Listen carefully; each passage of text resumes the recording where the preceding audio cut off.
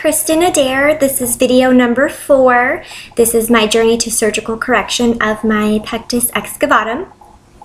This video is going to be very important because this is the reveal of my most important test, which was my CT scan. This will probably be a longer video, so just try to bear with me.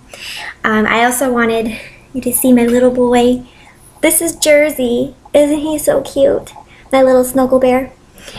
Anyways, he made his little debut. He's growling at me. Okay, so I went and got a CT scan, and the CT scan is done without contrast. And I printed off some images directly from my scan to show you. So let's start with this one. So basically, this photo here, this side being my front of my chest, and this side being my back, so my spine. So this is the side view. So as you can see in this photo, pretty much everything is sunken inward, and this is where my abdomen is. So as you can see, that's completely curved inwards. It shouldn't be like that. So that's just what that one's showing. This next one here, this view is as if my head is chopped off and you're looking down my body. So this top portion here is the front of my chest, these being my breasts, and then this back here is my back where my spine is. Anything that's black is air, and so these two things are my lungs, and then this in the middle is my heart.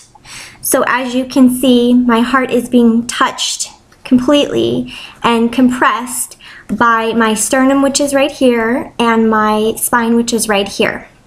So that's not good. That's not how this should look on a normal person. Then we'll get into, this one shows a little bit better. This is, again, the same kind of view. So this is the top, the front of my chest, this being my spine right here, my spinal column. These again are your lungs. This is my heart. So this right here is going to show my sternum. Now this should be even towards the front. As you can see, my sternum is shifted. So it should lay flat like this. It's actually tilted this way. So everything is asymmetrical, as you can see. So these are all, this is my outline of my bone.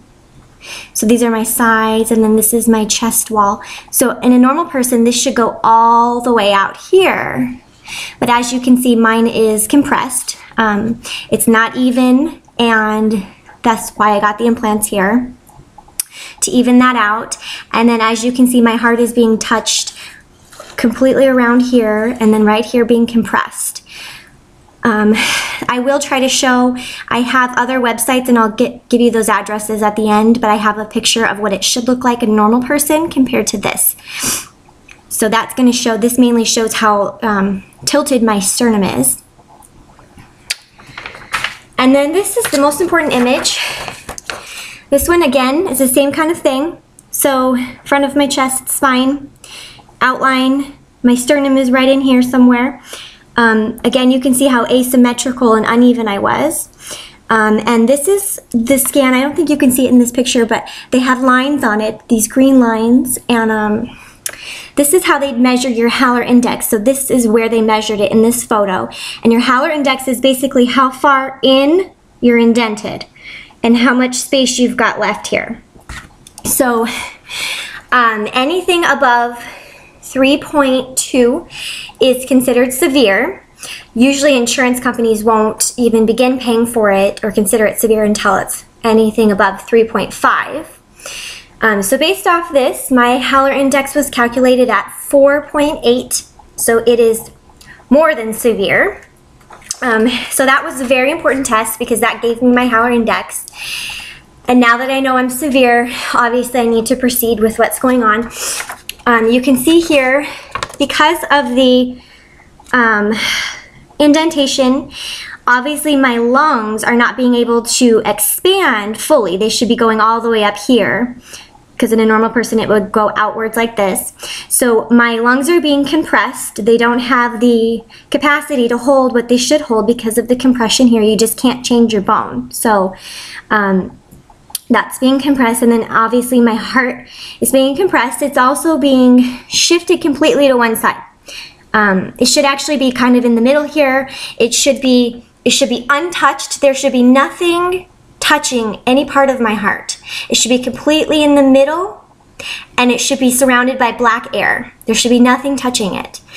So it is completely displaced to one side of my chest, which this is going to be why I had an abnormal EKG. When you have heart displacement or any kind of compression, basically it was showing on my EKG that there was something going on in my chest cavity that was affecting my heart. My heart itself was okay and normal on the EKG, but obviously this explains the abnormal EKG. This would also explain my shortness of breath, which I have right now very, very badly. Because obviously my lungs are being compressed, which means they're not being able to keep enough air or fill enough. So that would explain that symptom. And then also my heart palpitations, my pounding heart, it's being compressed, so I can feel it and I can hear it, and it's so loud because it's touching my bone on both the front and the back.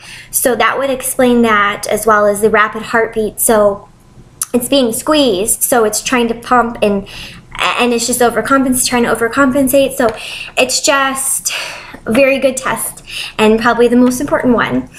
This kind of is a great leading point if you're looking into this stuff. This is going to be what you want to look for, is your Haller index. So now I know I'm super severe. So my next step was to make an appointment with a pulmonologist and a cardiologist. So a pulmonologist is for the lungs, and then the cardiologist obviously for the heart.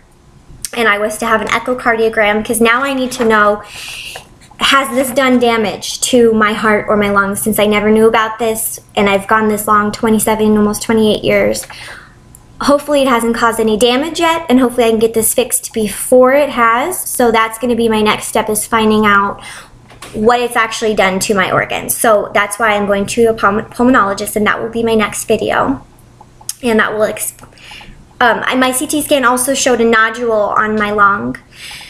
It just said a 3 millimeter, I think, nodule. So really, really tiny one.